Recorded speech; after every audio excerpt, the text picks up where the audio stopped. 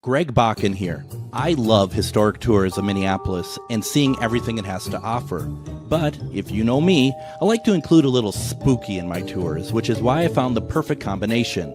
Minneapolis Trolley Tours does this amazing candlelight ghost tour that you have to check out. It's an extremely immersive experience. It's a trolley trip that starts out at a haunted mansion, traveling around Minneapolis locations exposing ghost stories that the public and business owners would rather left untold. Then a tour of the aforementioned haunted mansion where ghosts of past residents from the 1800s reside, plus a lot of surprises to discover. Next, experience Gertrude's After Hours. Did I mention Gertrude is the mansion's most famous ghost? Maybe she'll show up. And you finish up the tour at Gertrude's Lounge in the haunted basement of the mansion with refreshments and Q&A. The trolleys are climate controlled and the mansion is restored to perfection. Check out MinneapolisTrolleyTours.com for more information. The views expressed and the opinions given by the individual host, guest, random reptoid, or chupacabra may not necessarily reflect those of AM 950 Radio, its affiliates, or its sponsors. Now, it's time to step into the unknown.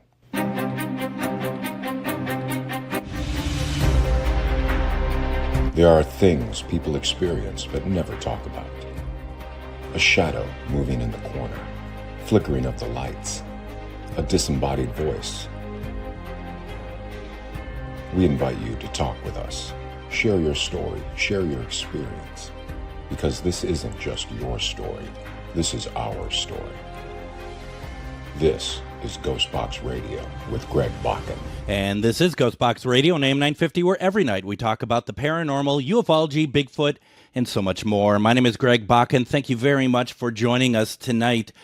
Tonight we're going to have a very special conversation. I think I was just talking to our guest about this, and it's a story that took place in Mason City, Iowa, but it feels very local. It feels very, still feels very real. And I just want to start off by saying, that there is a point here in June of 1995 that Jodi Huisentruit was abducted. She was kidnapped. She disappeared, and it just kind of takes me back to 1994 for myself, as she was working in and creating her career in broadcasting.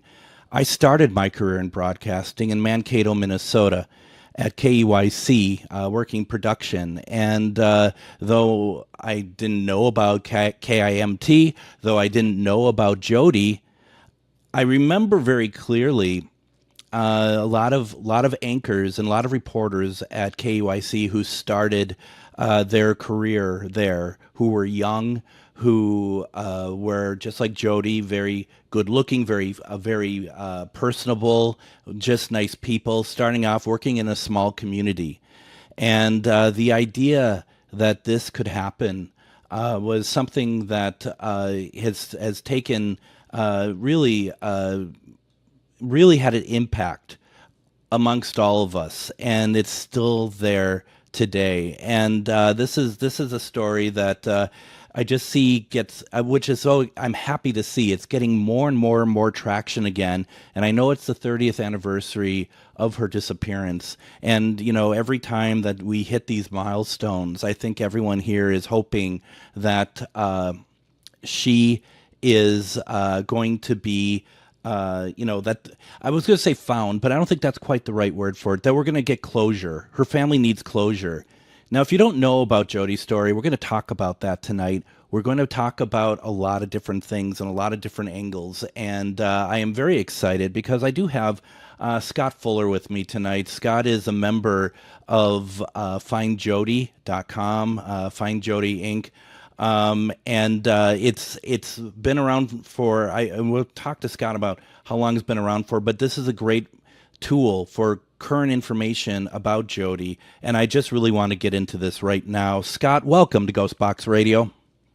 Hi, Greg. Thank you for having me on your show, and thank you for highlighting Jodi's case. We appreciate the coverage at Find Jodi. Well, and that's the thing, and it's the thing that I find very interesting about this. For being like kind of tucked away, meeting myself, in my own little world here, it was I was happy to see, when I went to the Facebook page for Find Jodi, and I see that there are 21,000 followers, and I think to myself, you know what? That's incredible because this case has been around for so long, but it's also reaching all sorts of areas. I'm looking and I'm seeing people from different parts of the country, and it.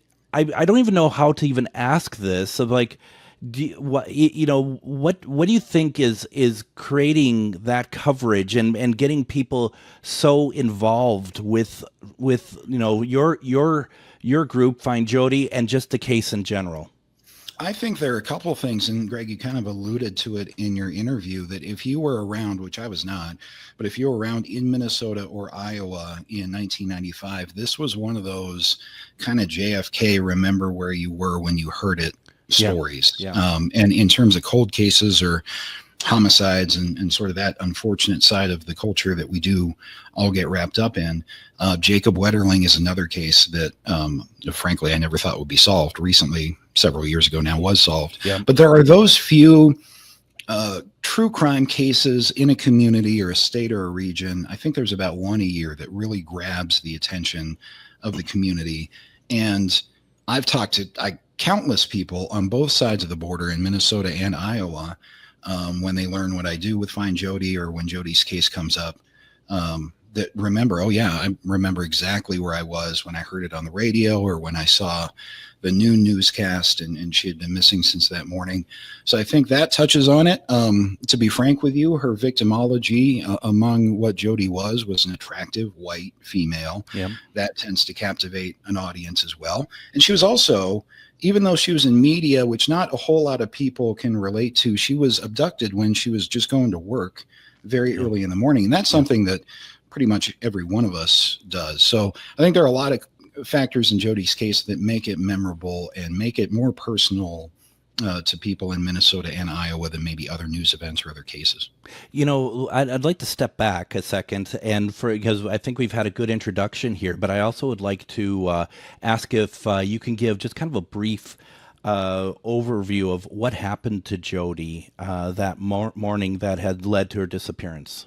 Yeah, Jodi Huisentruit was a television news anchor at KIMT, which is Channel 3 in Mason City, Iowa. It's about an hour south of the border, maybe 45 minutes south for those not familiar. I'm sure most of your listeners are. She was originally from Long Prairie, Minnesota, sort of in the central part of the state, along the corridor there near St. Cloud. Went to school at Mankato. Had a couple of career thoughts about maybe becoming a flight attendant. She did that for about 6 months at one point, and then went to school for broadcasting, and so pursued that first in Minnesota and then in Iowa before she took her second job in Iowa in TV in Mason City. She'd been there about 18 months. She worked the Daybreak show, which was a 5 to 7 a.m., I believe, morning show.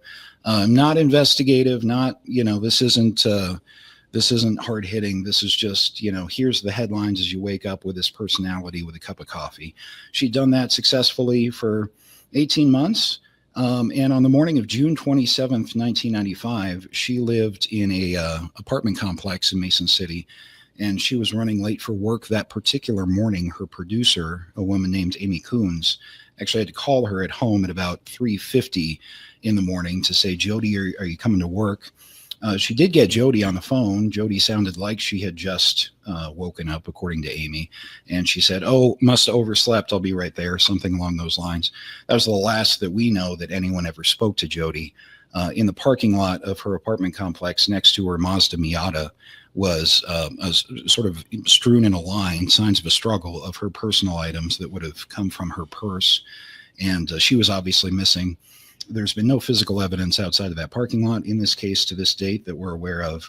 And that was 30 years ago as of this past June 27th. So Jodi's case remains unsolved. Her remains have never been found. It's still an open case with primarily the MCPD, but also the DCI down there in Iowa, and the FBI was involved early on at one point too. It just blows your mind how someone could do that to her, and that there is absolutely no sign of anything apart from that struggle ever again.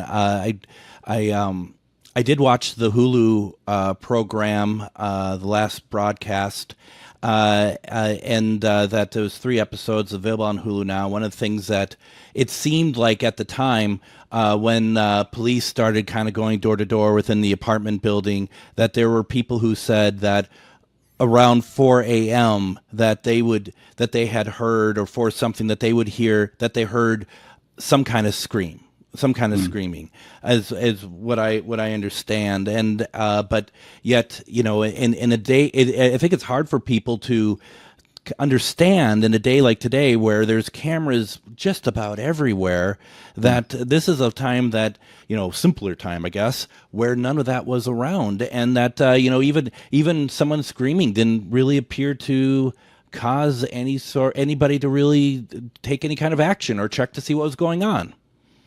Yeah, that's a great point all around there, Greg. I think it's hard for even us who remember the pre-cell phone era and to go back 30 years and remember, yes, there wasn't a traffic cam at the corner of every, street light. Cell phones did exist, and people did have them, but they were much different than they are today, and they were much, much less widespread. The screams, we've talked to people in that complex. There are 3 buildings in that complex. Mm-hmm. And we've talked to people in 2 of the other buildings, not that Jodi was in, but we've talked to people who heard a scream and sounds of a struggle for up to 60 seconds. The amazing thing is that nobody called the police. And right. I'm not saying it would have prevented necessarily Jodi's abduction, but as it was, she was taken, we think, at about 4:15 in the morning, somewhere in there. And the police didn't arrive until after Amy Coons was done with filling in for Jodi on her broadcast. That was after 7 o'clock in the morning. That's a 3-hour head start that this person or people would have had. So even just a phone call might have solved the case even 30 years ago when we're talking about forensics and technology. But no, as far as I'm aware, no one's ever said, no one who heard anything or saw anything that morning called police. And that just... I can't believe that. I believe it. It's a fact, but it's just incredible that was the case, and especially in such a small area. But at 4:15 in the morning, I hate to say it, I have a feeling a lot of these people probably said it's loud enough, someone else is going to do it. There's that, and I think that's part of apartment living too. Yeah, I think if that lends itself to keeping to yourself. Some of the areas immediately around the complex too, there was a public park and an RV park nearby, and especially during the summer, we're getting up to the 4th of July, right, on June 27th. Right. So it's not crazy necessarily to hear something. You definitely, I want to think that if anyone knew what was happening in the parking lot, they would have called police, but didn't matter because no one did. Well, and you are so much closer to this in terms of knowing the details than I am. So anything that I say, feel free to absolutely correct me that I am 100% wrong on stuff. No one else has a problem doing that. So the one thing that I thought I gleaned was that in Jodi's apartment there were 2 wine glasses, one like lipstick, one not. When I was watching the Hulu program, I don't recall anything about saying that, that we keep talking about that maybe someone was waiting for her to take her. But has there ever been any thought about that someone was staying with her and then they followed her out and did it? Sure. 2 very different scenarios, but we can run through them quickly. Yeah. There were the wine glasses in the kitchen, in the sink. That's only recently been confirmed by police in the last 5 years. Mm-hmm. But they've done that more than once now. So Jodi had a visitor, perhaps. She drank from 2 glasses, perhaps. We don't know. Yeah. There also is MCPD reiterating that the toilet seat in her bathroom was found in the up position. Yeah. And that lends itself to a couple of things, but given that Jodi was a woman, it lends itself to maybe a male visitor. It also could be that Jodi was cleaning her toilet. We don't know. But there are 2 indicators there, the wine glasses and the toilet seat, that suggest that perhaps she had a visitor the night before. I've questioned that personally, and this is just my informed speculation, but if something were to happen to Jodi at the hands of the person who were staying with her, I don't know why he would allow her to get to the parking lot where it's much more high risk. That's true. Just do something inside the apartment complex. Now, the other theory, which I think is the prevailing theory, is at this moment, the one I subscribe to, is that somebody had been waiting in the parking lot, probably for an indication that her bedroom light went on. They would have been able to see that from the parking lot, at which point they could stage themselves in an area to Jodi's left as she's leaving, and behind her there's dumpsters for the apartment building. And especially Jodi being in a hurry that morning, she would not have been able to see this person behind her slightly and to her left. And every indication of the way the scene and the struggle that we know about presents itself is that she was hit from exactly that angle, from behind and to her left. So I think probably most likely somebody waited in a vehicle either on Kentucky Avenue on the street or in the parking lot itself, and waited for the cue to kind of get into position for the apartment's bedroom light to go on and then off. And then it would have taken about 20 or 30 seconds for Jodi to have exited the apartment. And by that point, this person presumably is waiting to attack her, basically. Which also lends to the thought that this person either knew her or knew of her to want to, she wasn't random. Let's just say that. That I think is true. For her, we have to a little bit redefine random, because she was a public personality. She was on television. But yes, in the sense of the wrong person is walking down the street on Kentucky and sees her leave. No, that's what I mean. I'll never believe that happened. However, years ago, I went to the library in Mason City, just digging around, and found her name and private phone number and address in the Mason City public phone book. So she's on television every morning. She's driving a bright red sports car, which is impractical in Mason City. She knows everybody in town, and certainly everybody thinks they know her. Yeah. I think this person had encountered Jodi in person before. That's just my hunch, but they definitely knew who she was. And I think it was a planned attack. I'm not sure if any further stalking before that was involved, at least with the attack itself. Jodi had been stalked the previous October, or at least followed uncomfortably by a pickup truck. But yeah, I think it's safe to say they knew who she was. They didn't, though, I don't think, know her well enough to get her alone in a different situation. Sure. So it's not necessarily someone who she would least suspect and sees as a best friend, let's say, or anyone capable of getting her alone, you would think would have used that to attack her, but that's not what happened. Absolutely. We are talking with Scott Fuller. We're talking about the Jodi Huisentruit abduction, or I keep wanting to call it abduction, disappearance from June 27th, 1995. A very big case. We're talking about that right now. What we're going to do, let's go ahead, take our first break. When we come back, we're going to continue the conversation. A lot to get through here. So definitely check it out. You want to find out what they're up to, make sure to check out findjodi.com. You're listening to GhostBox Radio on AM 950.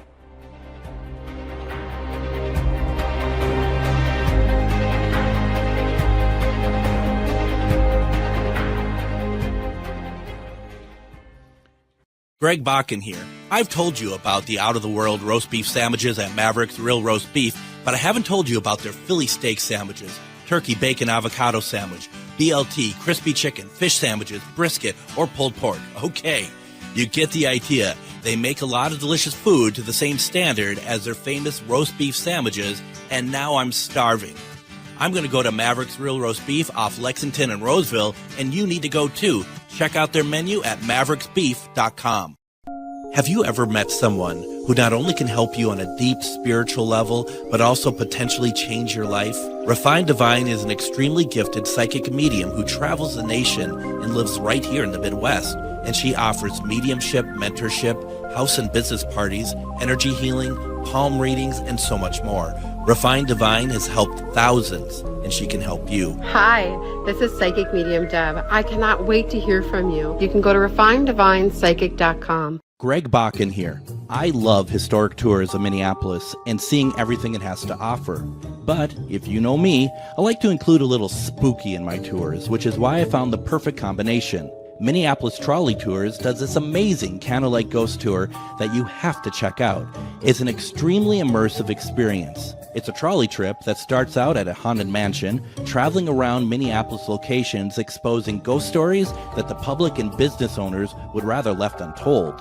Then a tour of the aforementioned haunted mansion where ghosts of past residents from the 1800s reside, plus a lot of surprises to discover. Next, experience Gertrude's After Hours. Did I mention Gertrude is the mansion's most famous ghost? Maybe she'll show up. And you finish up the tour at Gertrude's Lounge in the haunted basement of the mansion with refreshments and Q&A. The trolleys are climate controlled and the mansion is restored to perfection. Check out MinneapolisTrolleyTours.com for more information. And welcome back to GhostBox Radio on AM 950. My name is Greg Bakun. Thank you very much for joining us tonight. We are talking about the 30th anniversary of the disappearance of TV anchor reporter Jodi Huisentruit from KIMT in Mason City. Once again, June 27th. That just passed not too long ago, 30th anniversary of this. And our special guest tonight is Scott Fuller from FindJodi.com. This is a fantastic resource for keeping up to date on the investigation, because it's still an open investigation, right, Scott? Very much so, yeah. Terrence Prohaska is the lead investigator on the case for MCPD. He was featured in the recent Hulu 3-part docuseries. DCI has an open file on the case, so it's as open as you can hope a 30-year-old case would be. I mean, it's still garnering a lot of attention. You know, I wanted to ask Scott, what is it that you that you're so involved with Find Jodi? What is it for you that makes you want to really stay close to this? So at first I've always been interested in your subject matter, Greg, actually the paranormal. Yeah. Is Bigfoot real? D.B. Cooper, all the Amelia Earhart, all the great mysteries ever since I was a kid watching Robert Stack on Unsolved Mysteries. That I think led me into cold cases, unsolved cold cases in general. This one I became familiar with. I'm not from the Midwest originally. I moved out there in 2009 and worked with a television meteorologist who worked in the same market, but with a different station than Jodi at the same time, though. And she is the first I ever heard the name Jodi Huisentruit. And then she said, oh, you got to check out this website, Find Jodi. And this is back in 2009 or 10. Yep. And I just got sucked down the rabbit hole, kind of like everybody else does, and wanting to know what happened. But then in working on the case on my own, and then with Find Jodi for the last 5 years or so, you get to know her family and you get to know the people that knew her in life, her friends. And then it becomes a little bit more personal. It's less of an intellectual puzzle, as just you feel not nearly what they feel, but you feel a tinge of that wrongness that went along with her case. Yeah. No, it truly is something. And, you know, I love the fact that, you know, and you also brought up like Jacob Wetterling, which was, I mean, I remember I was same age as him when he was abducted. And, you know, those things stay with you. And, you know, you wonder if this stuff is going to be solved. And you mentioned Jacob, so you didn't think would ever be solved. I didn't think so either. Jodi's, I feel like we're going to solve. Do you have a thought on it? Do you think that? I mean, I'm in it every day. So you definitely, as a human being, you have hopeless moments, you have, you can only beat your head against the wall for so long before, first of all, you have to take a break, and then just for your own mental sanity. But I would have put money on Jacob's case never being solved, and lo and behold, that one was. There are challenges in Jodi's case, and specifically, it's when the crime occurred. You alluded previously to the technology that was not available that we have today. A lack of physical evidence is really tough to overcome in this case. We've seen cold cases through forensic genealogy and DNA. 50-year-old, 60-year-old cold cases being solved just blows my mind. But all those cases have one thing in common, and that is perpetrator DNA. And we don't know that exists in Jodi's case, and every indication is it probably does not. So without that, for all the data that we collect to find Jodi and all the strings that we try to connect together and all the research that we do, cases like this are solved, if not through DNA, by people talking, by someone saying something and giving something verifiable to investigators that they can start down that road on. Just basic gumshoe detective work, especially with the case this old. So I'm definitely hopeful. I don't know if it's going to be solved or not, and that's a hard thing for me to say out loud, but we're going to keep going and just hope for the best. In the last segment, you had talked about possible, if someone knew Jodi, and I understand that all of this is, and no one knows, so we're all just kind of throwing stuff out here in theories and whatnot, and you kind of talked about that if that it didn't seem to you that perhaps that whoever did this was necessarily someone close to her, because they would have had multiple opportunities to do something that isn't, as you pointed out rightly, about the car. But it felt like that there's a lot of people who looked at, I'm probably going to say his name wrong, but John Vinces, who has now passed away, that he was the last person to see her, and there was some stuff around that. Do you consider that still? I mean, I hate to say, do you consider a viable option? Because at this point, anything's still viable, right? But do you believe that there's any real reality to that one? Yeah, I think there are probably publicly 6 people of interest over the years that have been named or mentioned by MCPD. John's definitely one of them. We also have 100 or more names that we've kind of stumbled on through Find Jodi. We don't have a suspect. I just want to make that clear. That I don't have, here's why I think this guy did or did not do it. John Vinces was a friend of Jodi's, lived in the same apartment complex until March of 95 as Jodi did. Not the same building, but the same complex. He then moved away. They remained friends. They spent the weekend before her disappearance, which was early Tuesday morning, water skiing on a lake in the southern central part of Iowa. He was the last person, according to him, that we know of that physically saw Jodi Huisentruit on Monday night on June 26th. He's the one that puts her in his townhouse on that night. And he was also one of the first people at the scene that morning. So from an investigator standpoint, especially on day one, as you're still figuring out what happened, this guy drives up and accounts say is almost hanging out the window asking about Jodi Huisentruit, and oh yeah, she was at my house last night, and I have this videotape of a birthday party I threw for her a couple of weekends ago.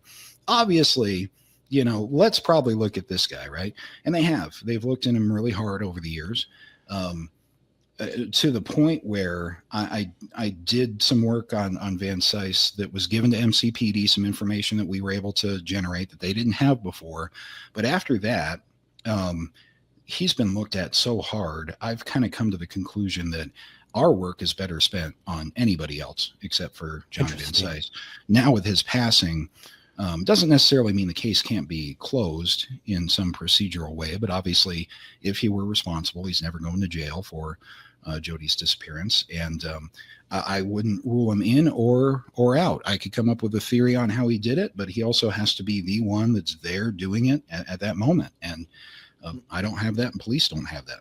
that's the thing that I find so interesting about cases like this, and I would include like the JFK assassination, stuff like that, when suddenly you're out looking for a certain type of person that is possible responsible for a disappearance, murder, whatever, that suddenly a lot of individuals present themselves, not personally, but they present themselves in the way that what they were doing around that period of time, or what they might have been doing around, the area or something, that even though you may not be able to directly, connect them, that they're around in a way that they make them irresistible to not look into them, if that makes sense. Yeah, absolutely. There have been 5 or 6 of those in just my 5 years of Find Jodi, where this is it. This is the guy.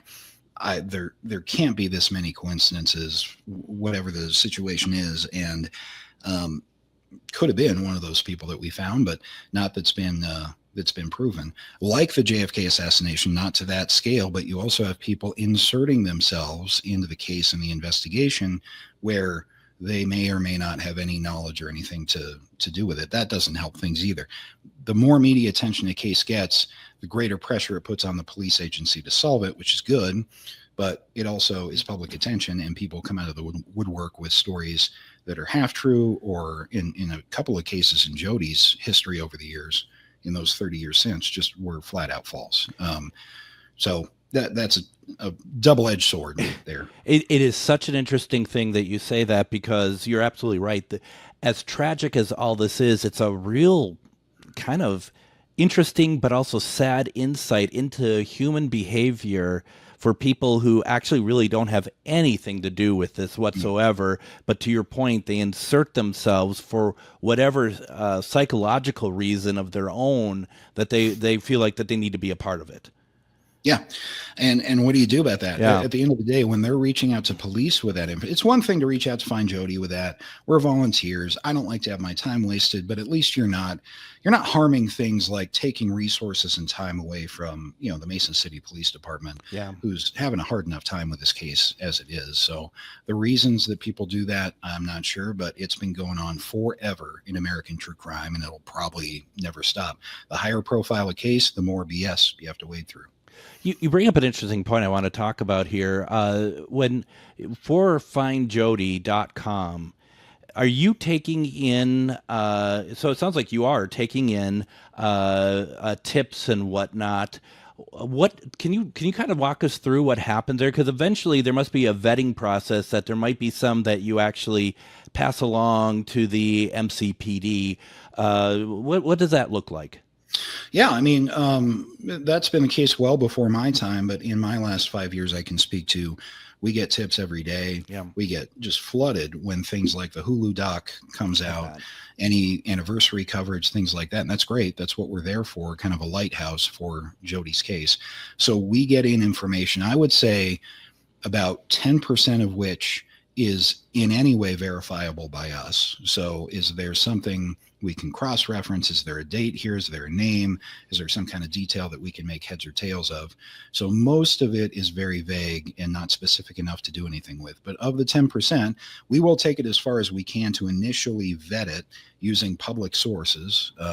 And then when we hit that wall of we can go no further, we give it to the appropriate agency, usually the Mason City Police Department.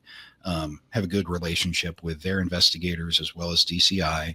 They know our process. They trust that we're coming at it from the right standpoint, and that number one, our priority is do nothing to harm a potential prosecution of the case. So we're not going to go on YouTube and start spouting names or theories or presenting information.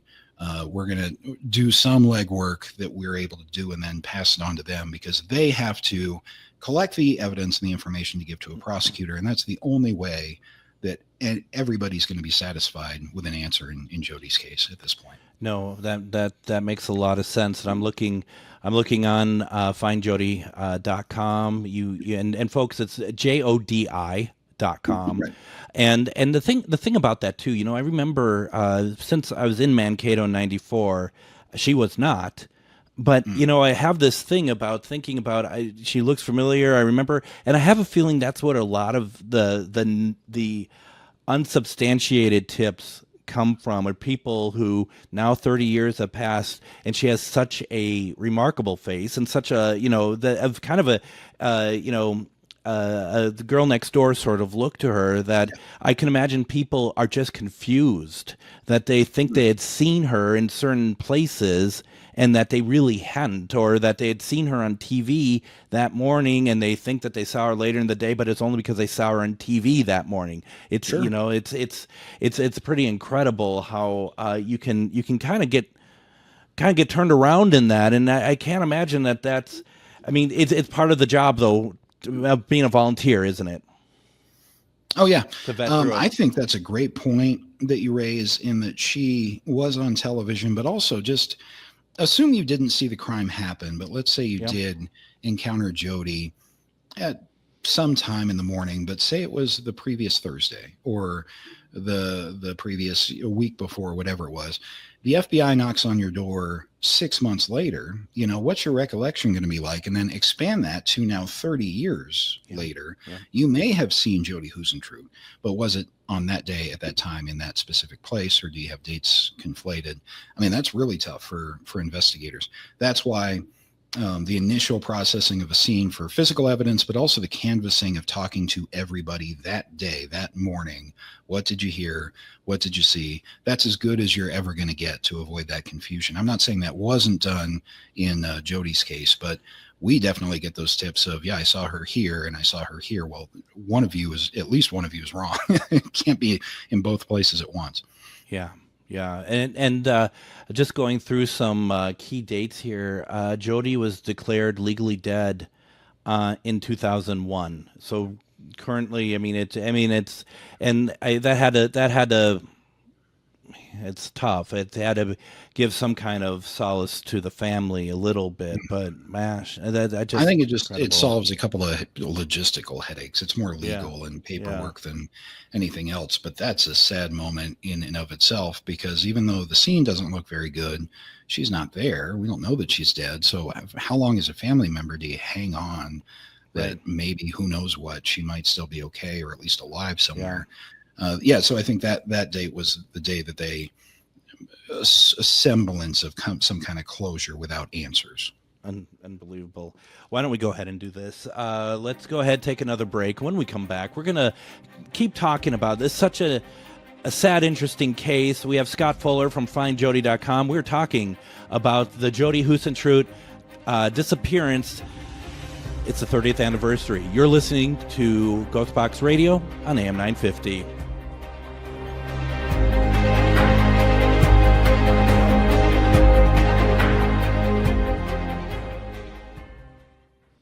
Greg Bakun here. I've told you about the out-of-the-world roast beef sandwiches at Maverick's Real Roast Beef, but I haven't told you about their Philly steak sandwiches, turkey, bacon, avocado sandwich, BLT, crispy chicken, fish sandwiches, brisket, or pulled pork. Okay, you get the idea. They make a lot of delicious food to the same standard as their famous roast beef sandwiches, and now I'm starving.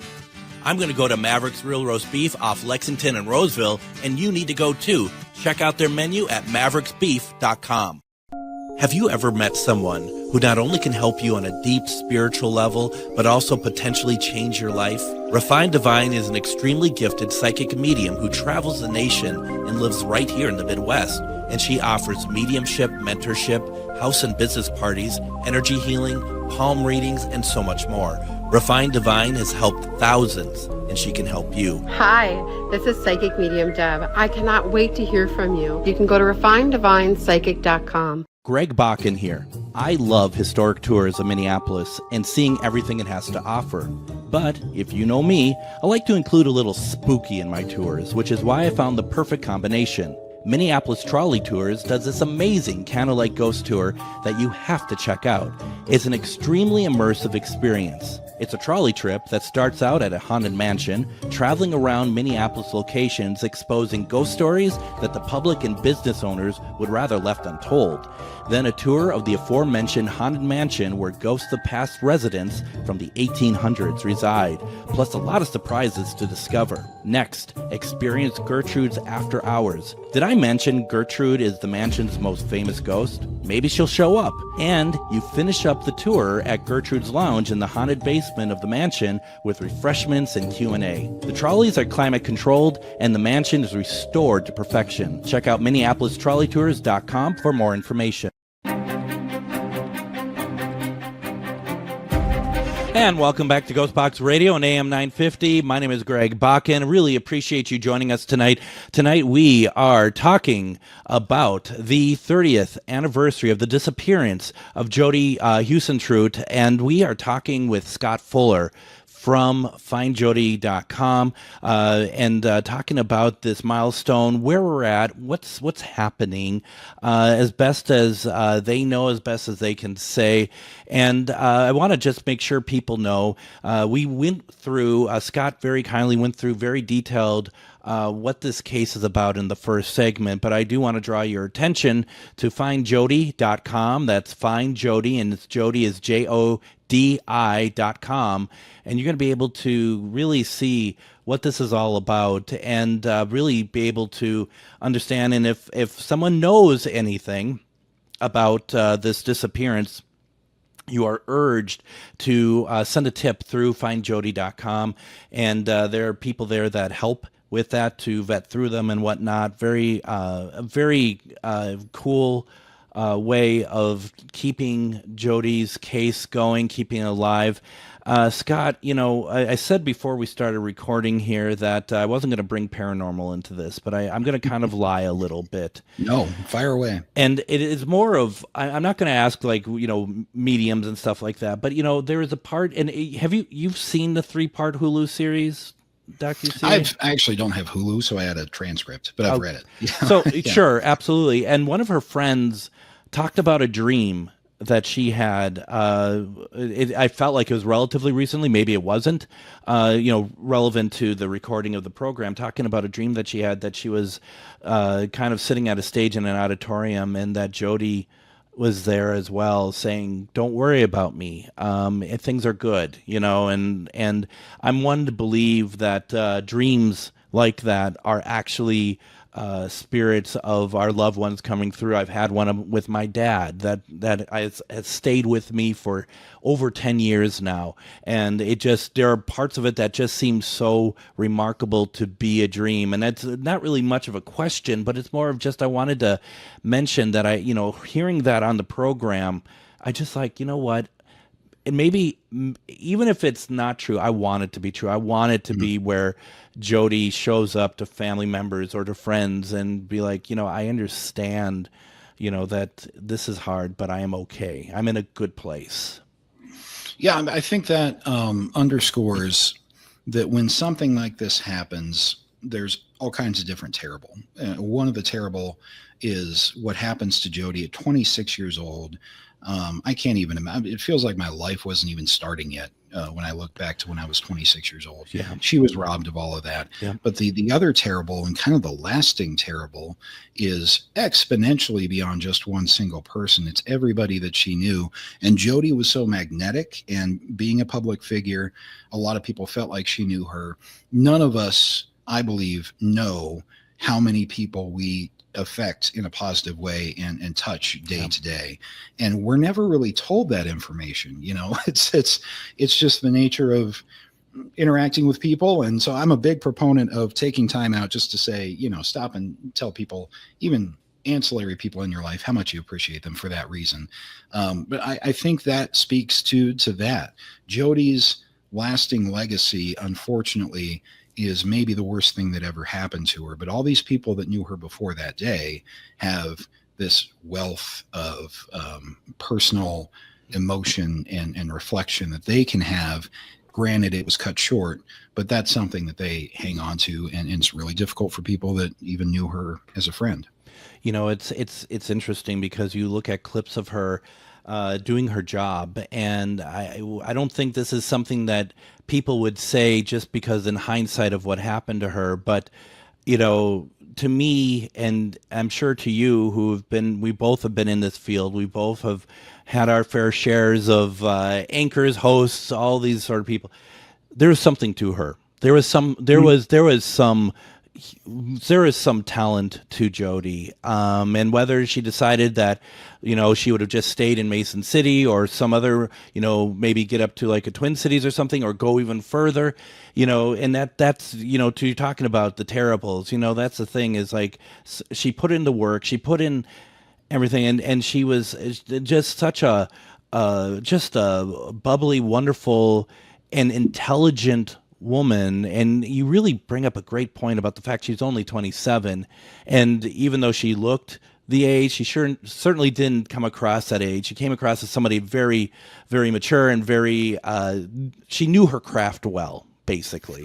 Yeah, a lot of theories about what happened to Jodi have to do with a very real drug scene in Mason City at the time. Biker gangs. Was she doing an investigative report on something and she stepped on the wrong toes? Oh. I'm not saying it's impossible, but Jodi was not that. Jodi was Good Morning America. I think she finally found that in Mason City, where she never had it before. You have to work your way up in television and kind of find your niche, and you have to connect across the screen. And she finally was getting there with that daybreak show in Mason City, which is reading the headlines, cooking the food, having the pet guests in, doing the animal tricks, all that. That was going to be Jodi. She finally found it. She did want to leave. Her contract would have been coming up within months. She wanted somewhere warmer, somewhere bigger, which is a very common media practice to try to move up in markets. Yeah. So I'm not sure she was going to stay in Mason City, and maybe that has something to do with what happened to her, or maybe it didn't. But she had found her part of TV to pursue that she was above average at, that she was good at. Is she very good at, and there was moments of like just very eeriness in that documentary, because if I'm understanding correctly, KIMT does not do any news anymore. But a lot of that stuff is there, and they even still have, Jodi's desk. Obviously anyone who's worked in broadcasting knows that no, you rarely get anything new. But it's just the fact that it's still there and they could show that. It's just like, wow, it's real.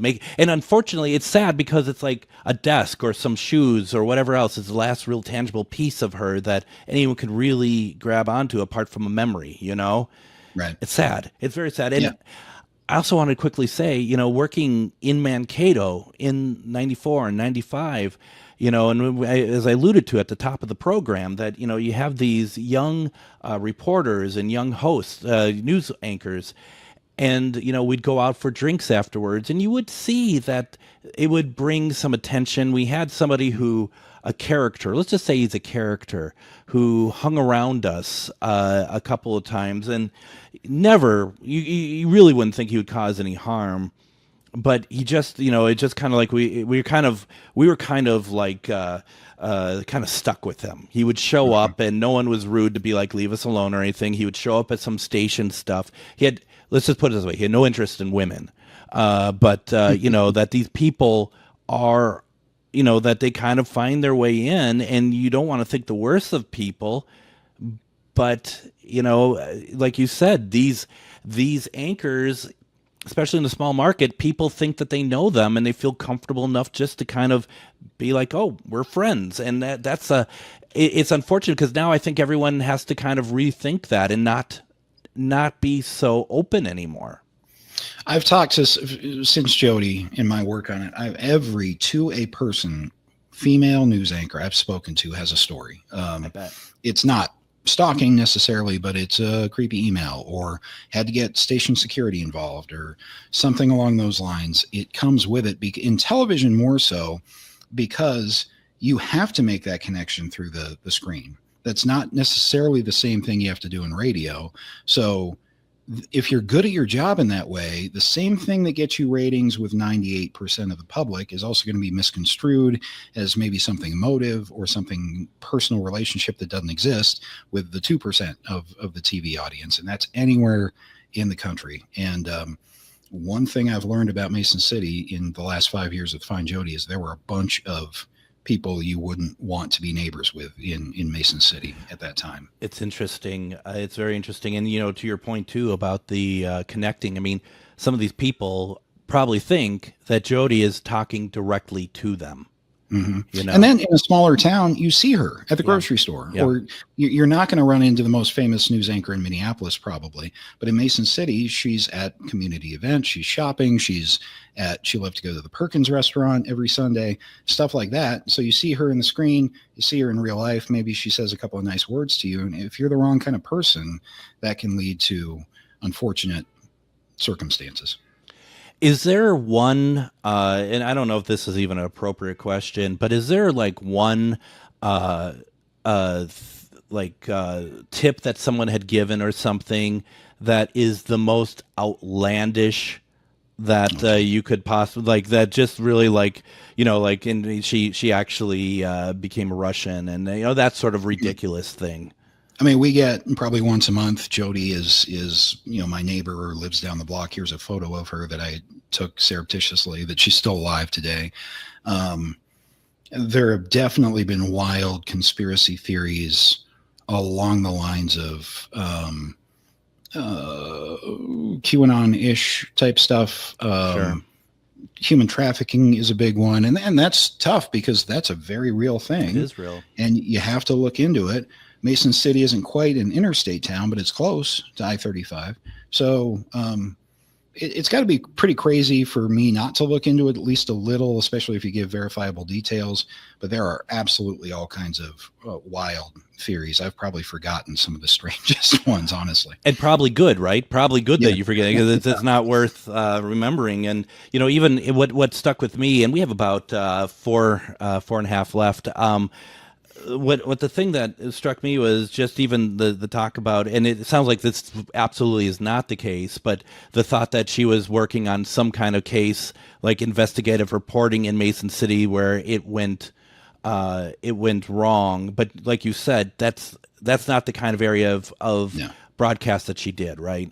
Yeah, no, she would do stand-up reporting, but it's more along the lines of this new bridge is reopening, or a community fundraising event. So she would go out into the field, even at KIMT, but she was not looking into, she didn't have police sources. She didn't have, drug sources. She didn't have any of that. She was every morning wake up with a cup of coffee kind of reporting. So anything is possible. I'm not saying necessarily that didn't happen, but there's no evidence. Spoken to her editor, spoken to everyone she worked with, Jodi was not investigating anything like that. And you'd think that would be like the number one thing, at least, even if they didn't believe that was the case, that would be noted somewhere, that this was something that she was working on, so that people wouldn't, count that. No, that was not the case with Jodi, which only adds to the mystery.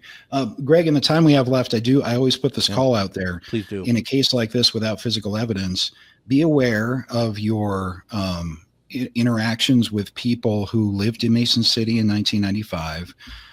There's a half a chance that something is going to be found in some attic somewhere that is related to Jodi.